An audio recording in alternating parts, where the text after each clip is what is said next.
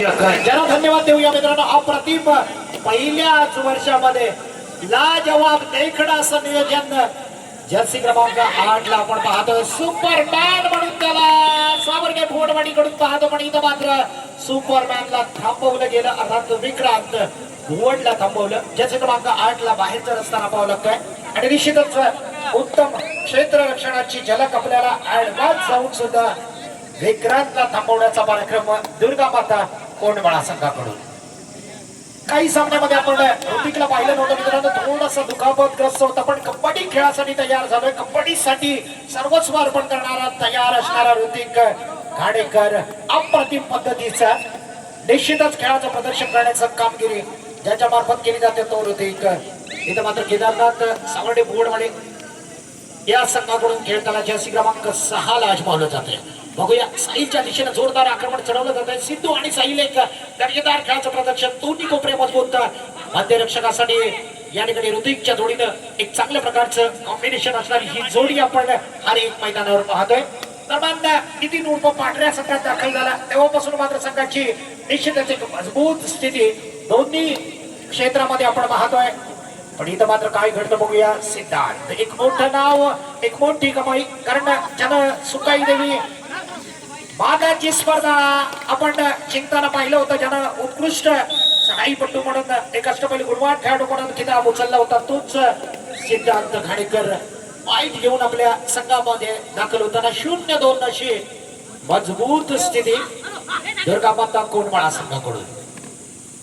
दरम्यान मैदानाच्या बाहेर आपण अभिदादा घाडेकरला पाहतो, ज्यानं बोडकेवाडी संघाकडून खेळताना आपण ज्याला दर्जेदार खेळाचं प्रदर्शन करताना पाहिलं. गेली कित्येक वर्ष या क्रीडांगणावर स्वतःला सर्वस्व झोकून देताना पाहिलं तो अभिदादा घाडेकर. त्याचा बंधू कबड्डी आणि बैलगाडा नांदणी क्षेत्रातलं मोठं नाव ओंकार घाडेकर हे दोन्ही आराम करताना आपण सद्यस्थितीमध्ये पाहतोय. यानंतरचा होणारा सामना सागर कोंडमाळा वर्सेस साई सेवा कोंडमाळा, दोन्ही संघांसाठी हा दुसरा पुकार.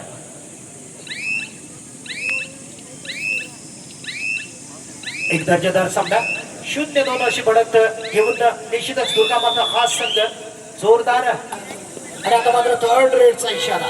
मला रेडर बाहुबली जर मनात आणलं तर निश्चितच एक धमाकेदार सुरुवात आपल्या संघासाठी करू शकतो. काय घडतं बघूया. उत्तम क्षेत्र रक्षण दुर्गा माता कोंडमाळा या संघाकडून आपण पाहिलेलं आहे. निश्चितच या ठिकाणी साईच्या दिशेने जोरदार आक्रमण केलं जातं. जर्सी क्रमांक 6 माध्यमामधून इथं पॉइंट्स घेणं गरजेचं असताना करो या बरोबर स्थितीमधून स्वतःला सावरायचं आहे, पण इथं मात्र खोलवर जाण्याचा नतीजा भोगावा लागतोय. हो हो हो.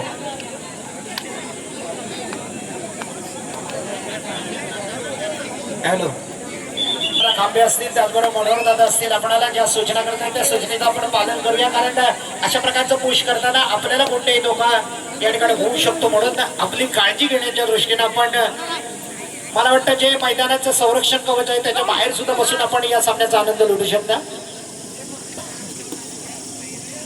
सिद्धांत घाडेकर पुन्हा एकदा चढाईसाठी असणार आहे.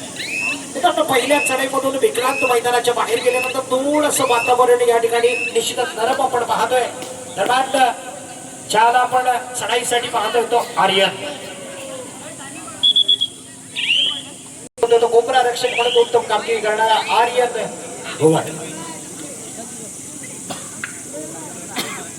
आर्यन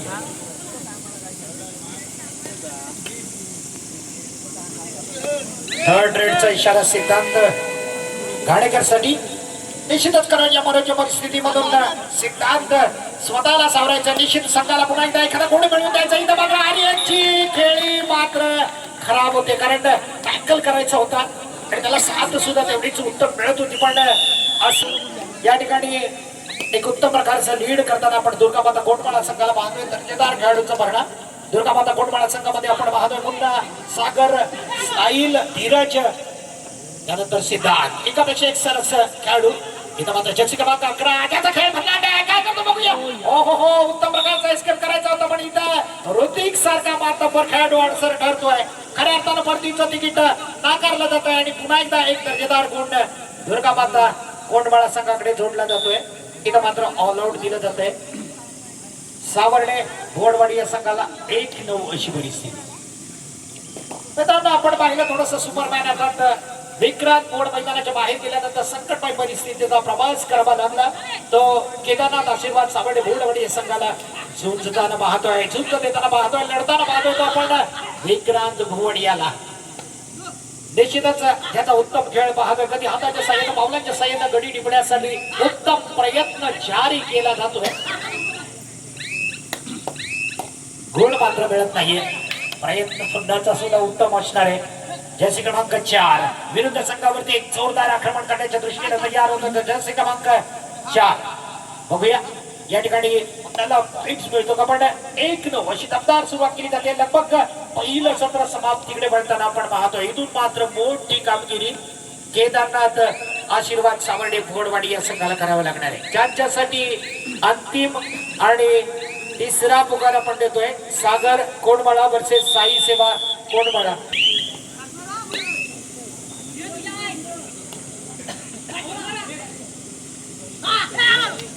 हो, अतिशय खोलवर जाऊन गडी टिपण्यासाठी तयार. हाताचा उपयोग योग्य केला जातो आणि रनिंग हँडचं अस्त्र वापरलं जाते. कबड्डीतलं हातात शस्त्र वापरलं जात आहे. अर्थात एक गुण विक्रांत मोड योग्य वेळेला आपल्या संघाच्या झोळीत टाकताना आपण पाहिलं. आणि 2 मात्र सिद्धांत मोठी कामगिरी करण्यासाठी अष्टपैलू गुणवान खेळाडू. निश्चितच उत्तम खेळाच्या जोरावरती सिद्धांत आपण अनेक सामन्यामध्ये अष्टपैलू खेळाचं प्रदर्शन करताना पाहिलं. तो सिद्धांत गाणेकर. लगभग पहिलं सत्र या ठिकाणी फर्स्ट हाफ समाप्तीकडे वळतोय. लीड खूप मोठं आहे. 7 गुणांचं लीड आपण ज्यांचं पाहतोय तो दुर्गामाता कोंडमाळा संघ. पण इथून मात्र काय घडतं बघूया. आक्रमक पवित्रा घ्यावा लागणार आहे. कारण आक्रमक चढाईच्या जोरावरती निश्चितच या ठिकाणी दर्जेदार पॉइंट्स आपल्या बाजूने जोडावे लागणार आहेत. पॉइंट टेबल खालतं ठेवावं लागणार आहे. आणि पुन्हा एकदा आक्रमकपणा दाखवला जातो केदारनाथ आशीर्वाद सावर्डे भुवडवाडी संघाकडून. विक्रांत भुवडकडून दरम्यान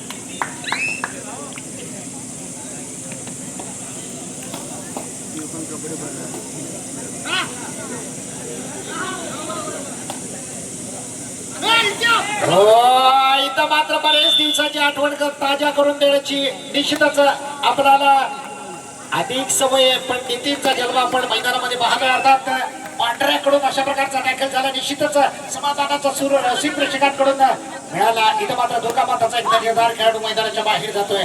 9-3 अशी सुरुवात. निश्चितच सेकंड हाफ मध्ये अधिक रंजक खेळ आपल्याला या ठिकाणी पाहावयास मिळतोय. दोन्ही संघातील खेळाडूंकडून हो विक्रांतला पकड केली जाते.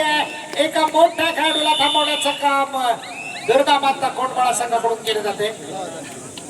मिडलाईन मात्र माझ्यापासून थोडीशी लांब राहिली. याचीच एक झलक स्वतः विक्रांत पाहताना. इथं मात्र मोठी चढाई नाकारता येत नव्हती मित्रांनो. थोडस यश मात्र हुंकावणी देताना आपण पाहिलं विक्रांतला. दरम्यान जर्सी क्रमांक 10 ऋतिकला आजमावला जात आहे दुर्गामाता कोंडमाळा संघासाठी. या आपण मध्यरक्षक म्हणून नितीनला पाहिलं. काय जबरदस्त टॅकल केलं होता. पण पुन्हा एकदा ऋतिक सारख्या दर्जेदार खेळाडूला थांबवण्याची रणनीती आखली जाते. ऋतिक मात्र एक दर्जेदार खेळाडू आहे. ज्याला थांबवणं खूप कठीण आहे. कारण एक दर्जेदार खेळाडू एक उत्तम प्रकारचा.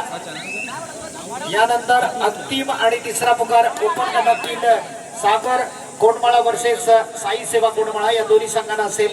विनंती असेल सामना संपताक्षणी आपण ताबडतोब मैदानावर दाखल होऊया. नितीन चढाईसाठी असणार आहे. उत्तम प्रकारची चढाई. एक चांगल्या प्रकारचं आक्रमण बोनस कंप्लीट करून रसिक प्रेक्षकांच्या टाळा घेण्याचं काम करतो. अर्थात एक बोनस जो विजयाच्या समीप नेण्याचं काम करतो.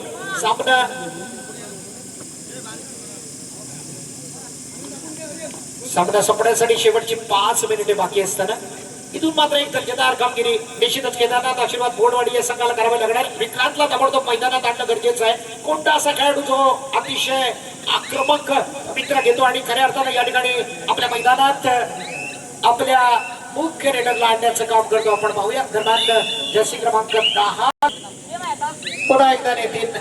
अल्पशा विश्रांतीनंतर नितीन मात्र आक्रमण जारी करण्यासाठी तयार होतोय. साहिल आणि सिद्धांतचा दोन्ही कोपरा रक्षक एक बेहतरीन कामगिरीच्या जोरावरती आपल्या संघाला नेहमीच उभारी देण्याचं काम केलं जातं. इथं मात्र सावध पवित्रा घेतला जातोय. एक संयमी शांत खेळी करून नितीन मात्र आपल्या संघात दाखल होतोय थर्ड रेड.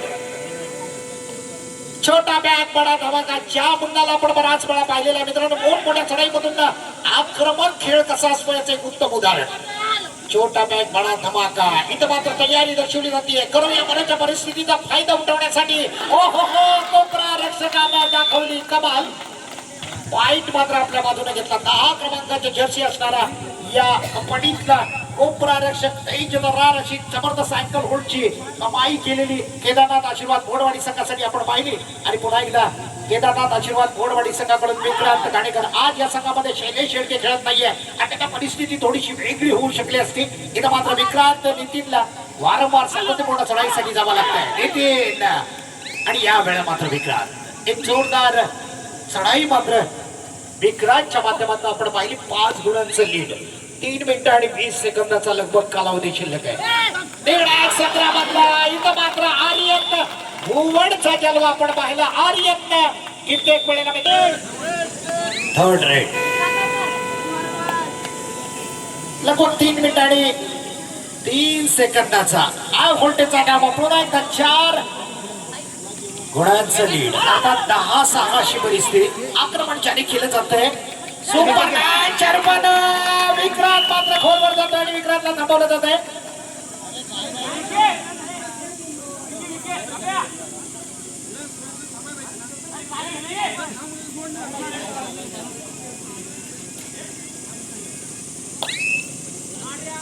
पुन्हा एकदा होते 11-6 अशी परिस्थिती तयार होते. निश्चितच दर्जेदार खेळामध्ये सर्वस्व स्वतःच झोकून दिलं. आता एक मोठी चढाई करायची होती ती विक्रांत याला, पण विक्रांतला थांबवण्यात यश मिळतंय. दुर्गामाता कोटपाडा संघाकडून एक चांगल्या प्रकारचं क्षेत्ररक्षण या सामन्याचा आनंद लुटण्यासाठी.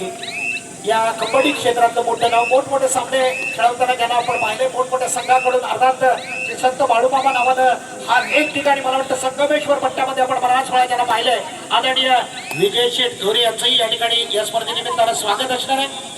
आणि जिल्ह्याचं नेतृत्व करणारा नवरंग अर्थात युवराज नवरंगचं सुद्धा या कबड्डी स्पर्धेदरम्यान स्वागत आहे. मित्रांनो अनेकांचं आपण स्वागत करतो कारण एक दर्जेदार स्पर्धा ज्यांचं देखणं नियोजन नितीन उर्फ पांढऱ्या चढाईसाठी आहे. हा एक प्रकारचा प्रयत्न शांतीचा प्रयत्न केला जातोय.